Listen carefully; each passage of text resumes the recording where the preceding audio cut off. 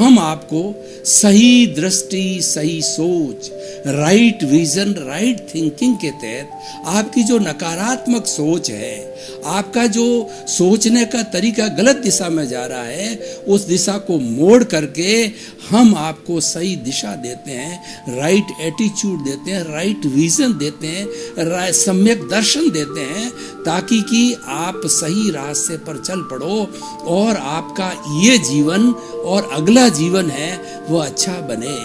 और ये सारा हम कार्य जो है अलग अलग विषयों के माध्यम से प्रतिदिन नए नए विषय लेकर के करते हैं। तो आज का हमारा बहुत ही सुंदर विषय जो है हम लेकर के आपके सामने उपस्थित हो रहे हैं। आज का हमारा विषय है दया धर्म का मूल है, पाप मूल अभिमान।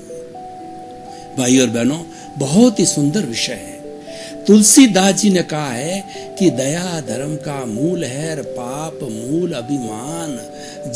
तुलसी दया न छोड़िए, जबलक घट में प्राण। यानी इंसान का ये फर्ज होना चाहिए, उसे दया भाव, करुणा भाव कभी भी दिल से नहीं निकालना चाहिए, क्योंकि दया और करुणा के भावों के अंदर हमारा धर्म छिपा हुआ है। और उसके साथ साथ के अंदर ये जो अभिमान है, ये एक पाप का कारण है। अभिमान करने वाला व्यक्ति गर्त के अंदर चला जाता है। इसीलिए व्यक्ति को कभी भी अभिमान नहीं करना चाहिए। अभिमान सब दुखों की जननी है। अभिमान हमें गर्त के अंदर गिराता है। अब हमारे सामने दो शब्द है, एक तो है दया और दूसरा है करुणा। दया का अर्थ होता है किसी भी जीवित प्राणी को जब हम कष्ट में देखते हैं, तकलीफ में देखते हैं, तो हमारे भीतर विचार आना चाहिए कि बेचारे को कष्ट हो रहा है। और उसके साथ साथ के अंदर हमें ये भी भाव करने चाहिए कि इस कष्ट को जो है मैं तन से, मन से, धन से जो है किस तरीके से हल कर सकता हूँ, यानी इसके कष्ट के अंदर मैं कैसे सहभागी हो सकता हूँ, वो व्यक्ति को करना चाहिए। ये दया की भावना है। करुणा की भावना इससे बहुत आगे बढ़ करके है। और करुणा जो है वो धर्म से पैदा होती है और धर्म का निष्कर्ष भी करुणा है। भगवान महावीर करुणा के सागर थे। वे 84 लाख जीवा योनि पर समान करुणा करते थे।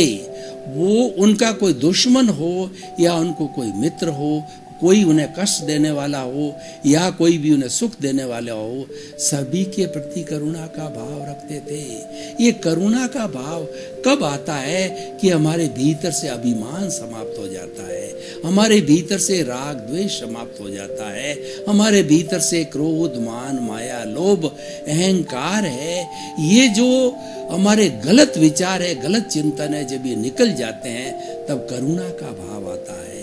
करुणा दया से बहुत ऊपर है। दया एक भौतिक स्वरूप है। दया तो उस व्यक्ति के जो है तन को, यानी उस व्यक्ति को सुविधा देने से जुड़ा हुआ है। और करुणा है वो व्यक्ति किस तरीके से शाश्वत सुख को प्राप्त करे, वो आत्मविज्ञान को प्राप्त करे, उसके लिए करुणा होती है। तो भाई और बहनों, सब बात कहने का सारांश ये है कि अगर व्यक्ति जीवन के अंदर अभिमान को छोड़ देता है, वो धार्मिक बन जाता है।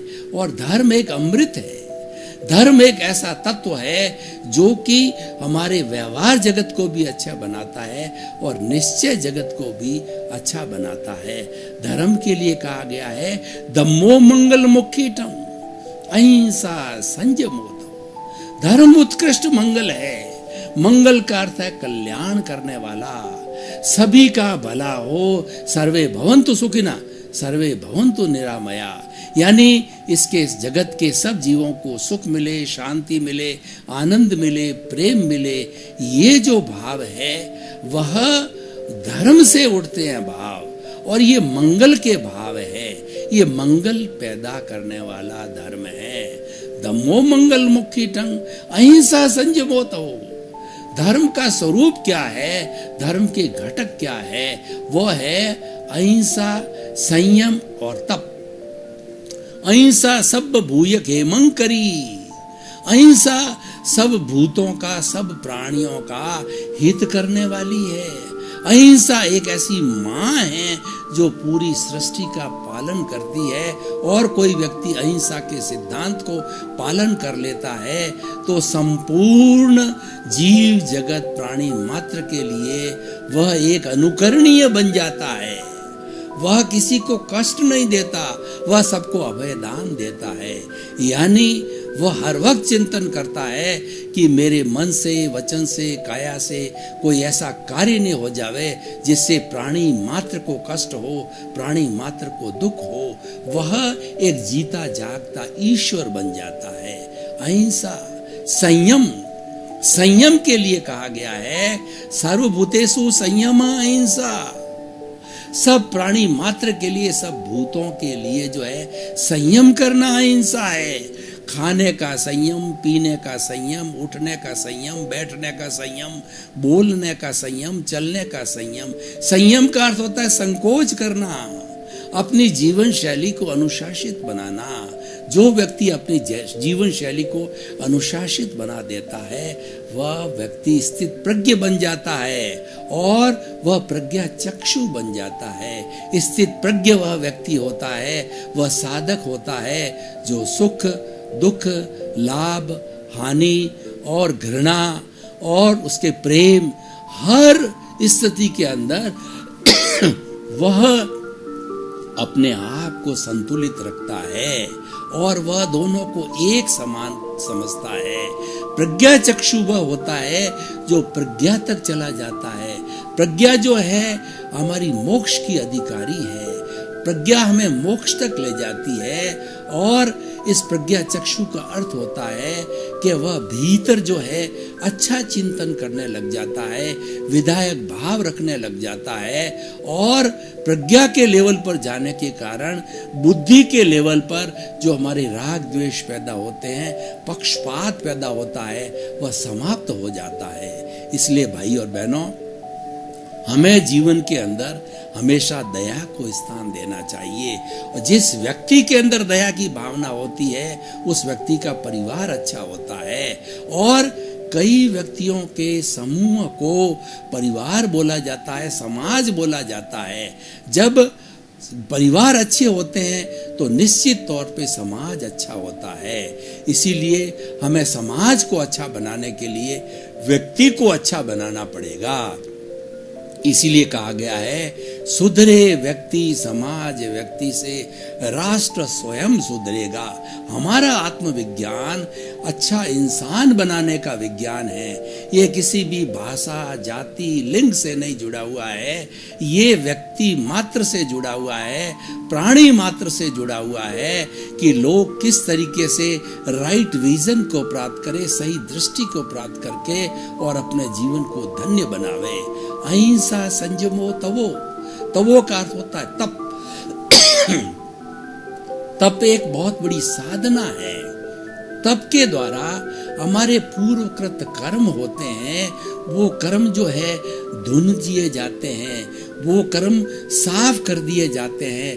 तप एक रासायनिक क्रिया है। जब हम किसी चीज को तपाते हैं, सोने को तपाया जाता है तो तपाने से वो कुंदन बन जाता है, तपाने से अशुद्धि अलग हो जाती है और वह 24 कैरेट का सोना बन जाता है। उसी तरीके से हमारे तप के माध्यम से हमारी आत्मा के साथ में ये अभिमान रूपी जो कषाय जुड़ा हुआ है, क्रोध मान माया रूपी जो राग द्वेष कर्म रज जुड़ी हुई है, उस कर्म रज को अलग करने के लिए तप जो एक बहुत बड़ा साधन है।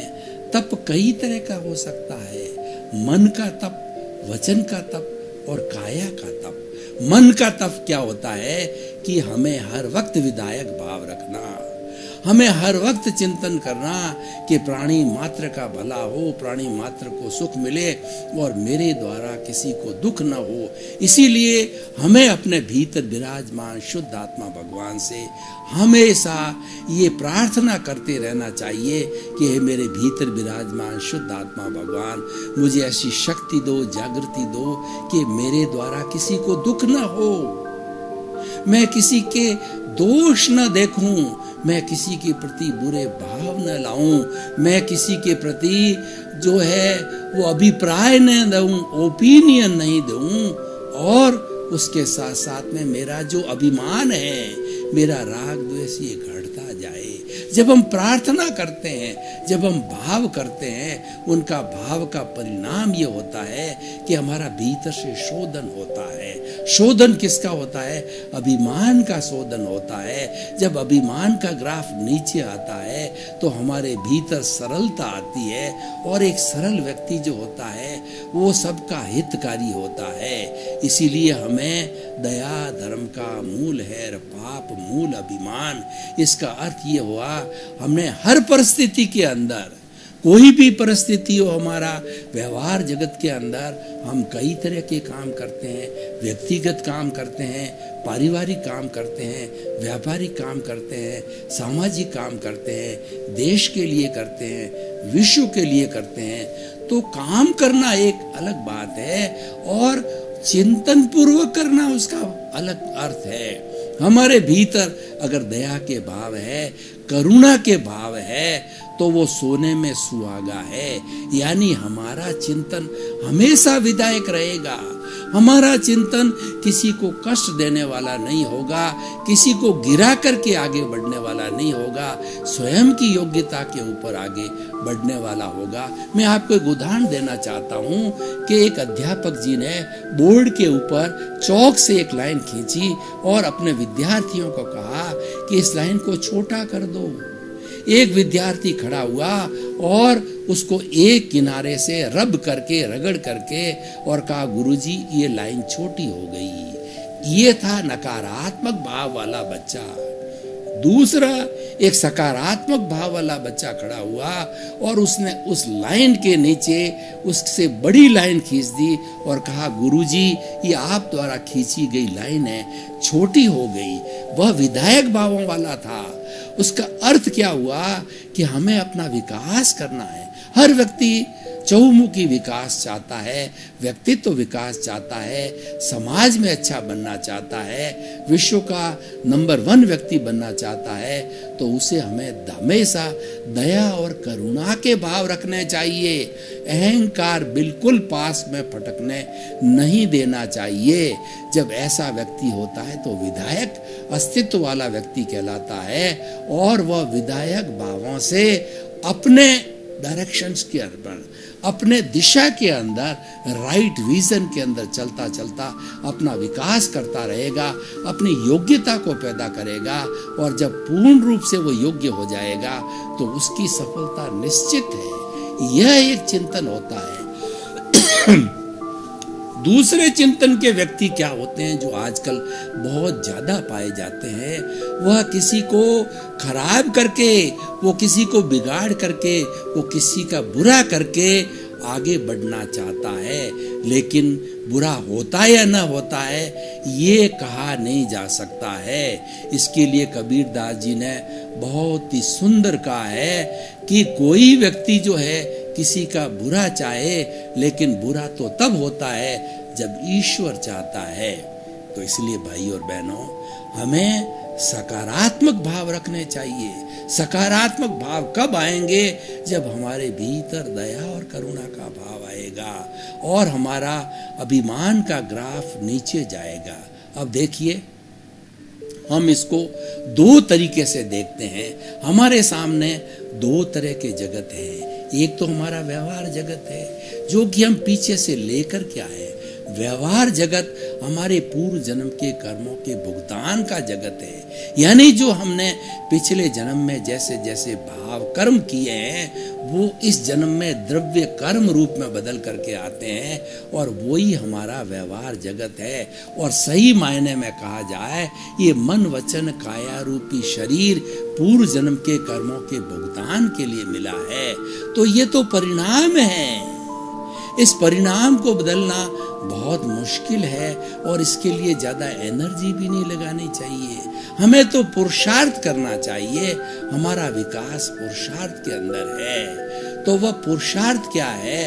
वह पुरुषार्थ स्वयं को जानो कि मैं कौन हूँ। जब व्यक्ति स्वयं के अस्तित्व को पहचान लेता है तो सभी समस्याओं का उसको समाधान मिल जाता है। व्यवहार जगत की समस्याएं हैं या निश्चय जगत की समस्याएं हैं, उन सब का 100% समाधान मिल जाता है। क्योंकि मैं कौन हूं, ये दो पक्ष में चलता है। एक तो रियल पक्ष होता है, एक रिलेटिव पक्ष होता है। रियल हमारा पुरुषार्थ है और रिलेटिव हमारा परिणाम है। रिलेटिव एक पूरा जड़ का समूह है, वो अचेतन है, और रियल है वो चेतन का है। यानी ये सारी सृष्टि है चेतन और अचेतन, दो चीजों से बनी हुई है, दो चीजों का समन्वय है। तो इन दोनों के बिना हमारा काम नहीं चल सकता, क्योंकि व्यवहार शुद्धि बिना निश्चय शुद्धि नहीं है। हमें अपने व्यवहार को, जो हमारे साथ चल रहा है और वह पूर्वकृत है, उसको अच्छा बनाते बनाते साथ में पुरुषार्थ करना चाहिए। कहने का अर्थ क्या होता है कि दया धर्म का मूल है। इसका मतलब हमें धार्मिक जीवन जीना चाहिए। धर्म हमें अच्छाई की ओर ले जाता है। अध्यात्म एक अमृत है। अध्यात्म हमें सुख देता है। अध्यात्म के परिणाम बहुत अच्छे आते हैं, टिकाऊ होता है, और अध्यात्म से हमारा व्यवहार जगत शुद्ध होता है और निश्चय जगत भी शुद्ध होता है। आप मुझे कहें कि आप हमें एक ऐसी जीवन शैली दीजिए जिससे कि हम हर क्षण सुखी रहें। तो मैं आपको बताना चाहता हूँ कि जो हमारा व्यवहार जगत है उसमें आप सुखी रहना चाहते हैं। हमारा जो भौतिक जगत है, इंद्रियों का जगत है, जो हमारे पदार्थों का जगत है, उसमें अगर सुखी रहना चाहते हैं आप, तो आप किसी को दुख नहीं देवें। आप प्राणी मात्र के प्रति दया के भाव रखें। और दया के भाव कौन नहीं रखने देता है? दया के भाव नहीं रखने वाला अहंकार एक ऐसा कंपोनेंट है, एक ऐसा घटक है, एक ऐसी कहना चाहिए एक आयाम है जो व्यक्ति को दयाशील रहने नहीं देता है। वह अपने साथ वाले को छोटा समझता है। अहंकार सुपीरियरिटी कॉम्प्लेक्स पैदा करता है और दूसरे वाले को छोटा समझ करके नीचा दिखाना चाहता है, और वह ये डिस्टिंक्शन करना चाहता है कि मैं बड़ा हूं और तुम छोटे हो, क्योंकि अहंकार का लक्षण है, ये अभिमान का लक्षण है, और इसके कारण हमारा व्यक्तित्व अच्छा नहीं होता है।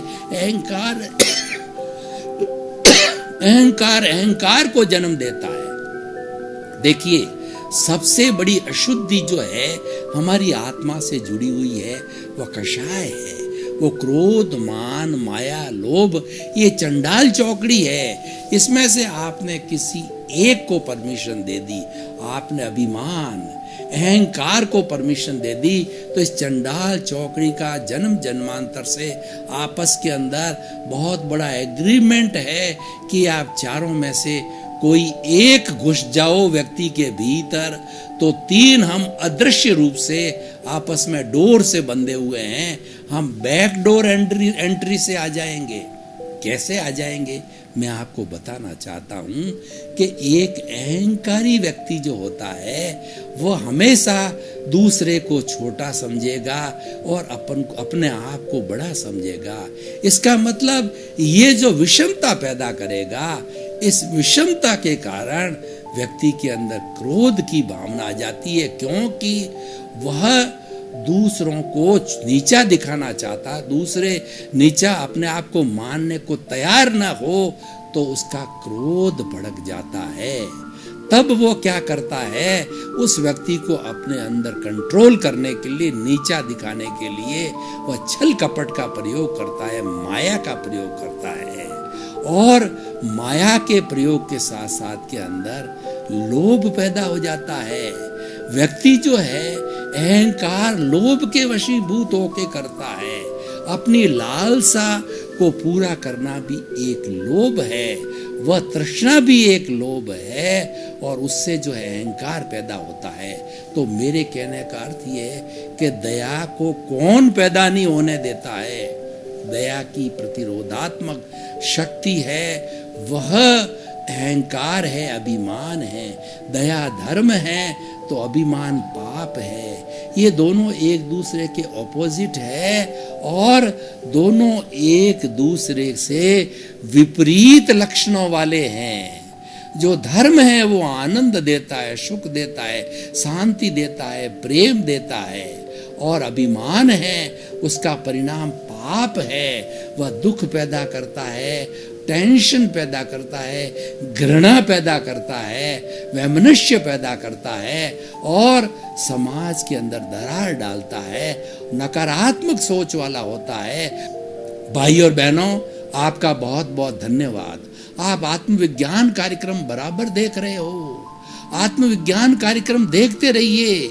इस कार्यक्रम के अंदर हम आपको सही दृष्टि, सही सोच देते हैं, उससे आपके जीवन को अच्छा बनाना चाहते हैं, क्योंकि मनुष्य जीवन बहुत दुर्लभ है और एक बार हमने इस अच्छे जीवन को अच्छा बनाने की टेक्निक सीख ली, वह सीखने के बाद में हम बहुत अच्छे बन सकते हैं। वो टेक्निक आपको आत्मविज्ञान कार्यक्रम से सिखाई जाती है। सर्वे भवन्तु सुखिनः, सर्वे भवन्तु निरामया। सभी प्राणियों को सुख मिले, शांति मिले, आनंद मिले, आपका जीवन मंगलमय हो।